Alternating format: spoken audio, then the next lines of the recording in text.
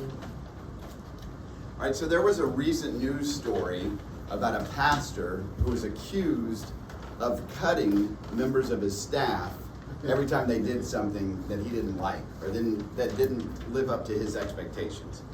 I mean, as they investigated, what they found was he was literally taking out a knife and he was making cuts on these people every time they failed to perform to his level of expectation. So attendance was down on a Sunday, cut. They failed to follow up with a first-time visitor, cut. The music wasn't up to what he thought it should be, cut.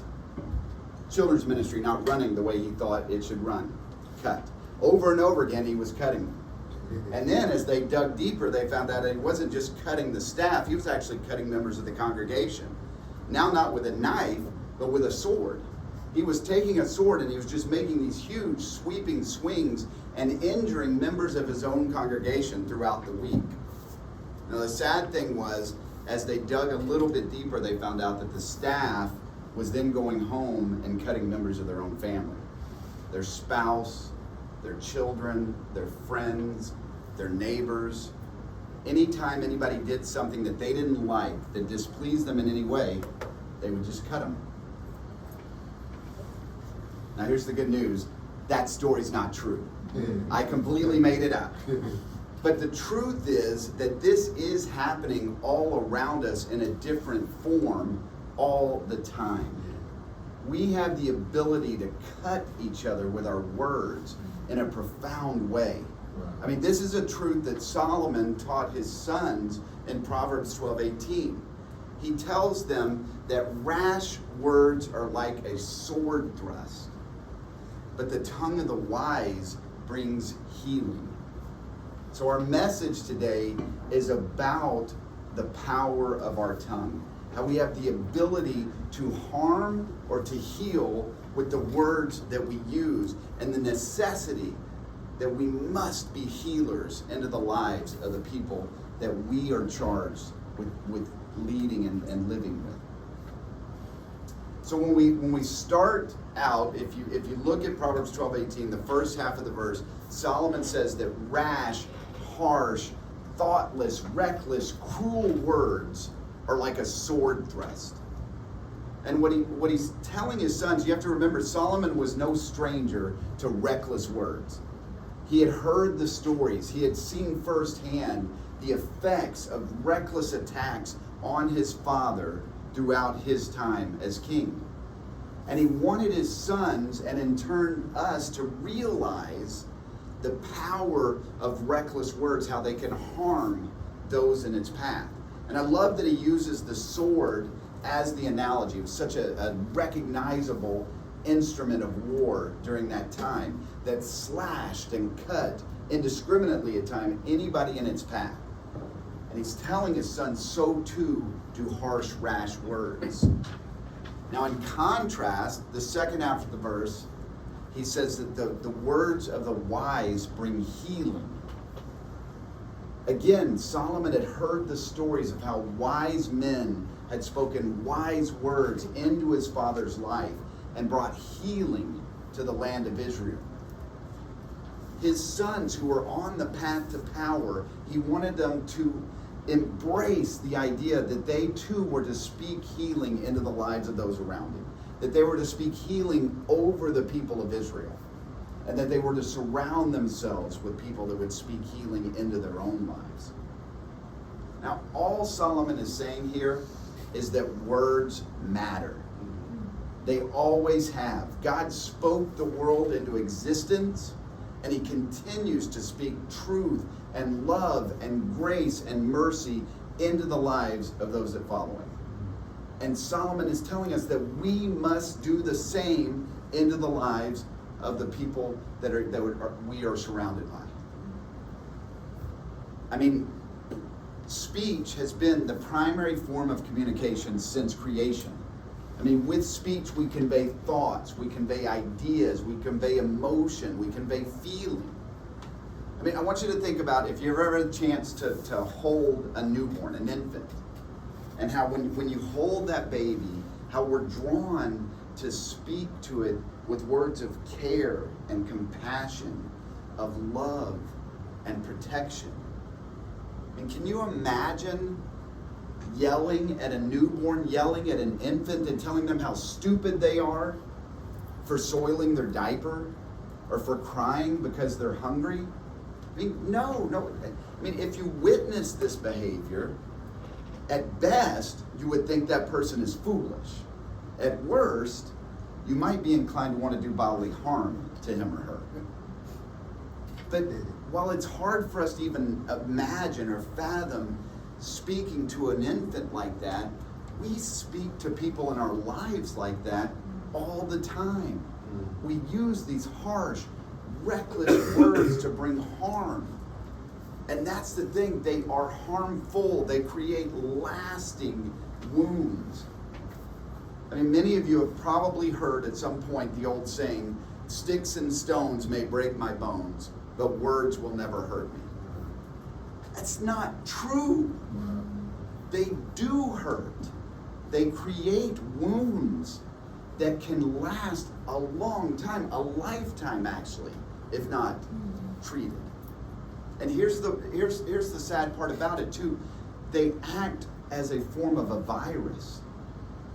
When I receive rash, harsh words into my life, I tend to turn around and I tend to communicate them and spread it to the next person in my life. And that person goes and spreads it and the virus spreads. But on the other side is this idea that wise words, grace-filled words, words that show love, bring healing. Wise words bind hearts. They heal wounds. And, you know, you have to notice here, Solomon doesn't say kind words. He says wise words. And there is a difference. He's not telling us to overlook when people are doing wrong. He's not telling us to ignore somebody that's done an offense. But what he is saying is, rather than whipping out that sword and just thrusting at them with these harsh, rash words, that we should use our tongues as scalpels, aimed at getting to the root of the problem, but keeping the relationship intact and bringing healing to the recipient, not harm. I mean, I'm going to ask you guys to do something. So I want you to close your eyes for just a minute. Just close your eyes. There you go. Now I want you to think about a time when somebody has spoken particularly harsh or hurtful or hate-filled words into your life. Now keep your eyes closed for just a second longer, and I want you to think about a time when somebody has spoken grace-filled, healing words into your life. Can you see the difference? You can open your eyes now. Can you see the difference? Can you feel the difference? It matters. It matters.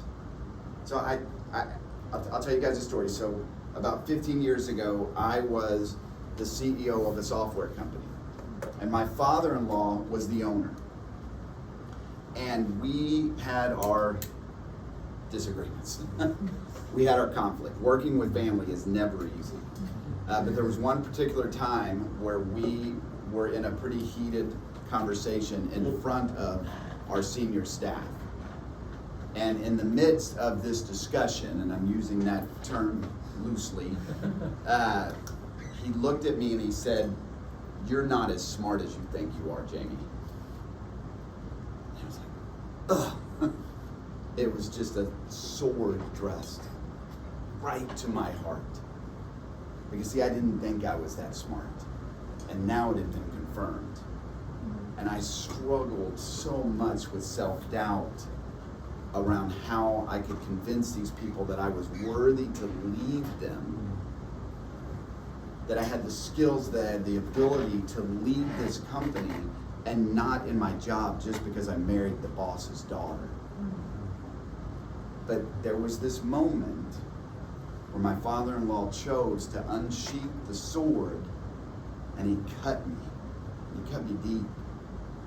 Those words impacted my decision-making for years after that. Family struggles and conflict were inflamed by those words for a long time. But here's the thing I want you guys to see. I want you to know this. My father-in-law was a good, godly man. He loved God. And I know he loved me. He just took a moment where he allowed that passion, he allowed that anger to cut. And it hurt. That's my prayer for all of us. I mean, you guys, like me, came to seminary. My guess is because you wanted to grow in your knowledge and your love of God. Most of you, I'm assuming, would like to be in ministry at some point when we finish this journey. Your education, the fact that you're here at DTS, is probably going to put you either informally or formally into a place of authority. You must speak love and truth and grace into the people's lives that God puts around you. If you love God with all your heart and you serve him as hard and as faithfully as you can, but the words of your mouth communicate anger and hate and jealousy and envy, it won't matter. It will not matter. Because you will be doing harm to the people that we have been commissioned to care for and to love and to shepherd.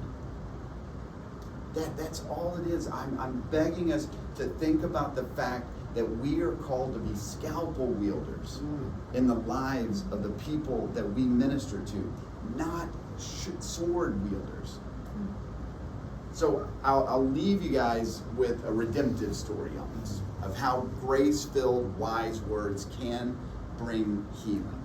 So my father-in-law and I continued to work together, and by God's grace, we built up a company that was successful enough for us to sell it. And when we sold it, he took the majority of his earnings and he put it into a family foundation. I mean, his heart was to spread God's love around the world. And he came to me one day and he said that there were some missionaries that we were supporting in Africa, in Mozambique in particular, that were having some problems, some struggles. And he said, I want you to take your family and I want you to go and spend some time with them. I want you to see what's going on and come back and report to us what's happening over there. And then he looked at me and he said, I think you're perfect for this, Jane. He said, I think that they are going to love having you there, speaking into their lives and caring for and loving on them. And he said, and I think you're going to love being in the mission field. And it was just like, it was this healing balm to my heart. And those words, that trip, are why I'm standing right here in front of y'all right now. God used that trip. He used my father-in-law's wise, loving, grace-filled words to put ministry on my heart and to put seminary on my path. I'm so thankful for that encounter for lots and lots of reasons. But that's my encouragement, that's my hope, that's my prayer for each of you as we get ready to leave this place of learning and go out and be in a place where we are to minister and love and care people. Let us speak healing into their lives, not harm.